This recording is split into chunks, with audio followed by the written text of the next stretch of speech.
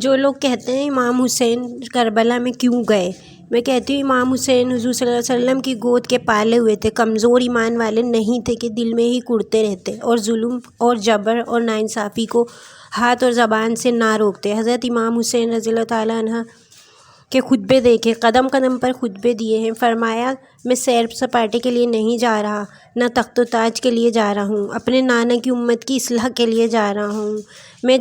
اس میں جب شریعت کا مذاق اڑایا جا رہا ہے، شریعت کو بدلا جا رہا ہے، خلافت کا رشتہ قرآن سے توڑ دیا گیا ہے، یزید اس نظام کو بدلنے جا رہا ہے، تو حضور کا نواسہ چپ ہو کے بیٹھ جائے جسے نبی نے اپنی گود میں پالا۔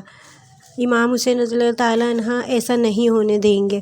کہا حسین اس کی کوئی بھی قیمت ادا کرنی پڑے گی تو کرے گا۔ اگر امام حسین اس وقت کربلا کے تپتے ہوئے ریگستان میں اپنی قربانی پیش نہیں کرتے، جبر کا راستہ نہ روکتے، تو آج اسلام کی یہ شکل آپ کو نہیں نظر آ رہی ہوتی۔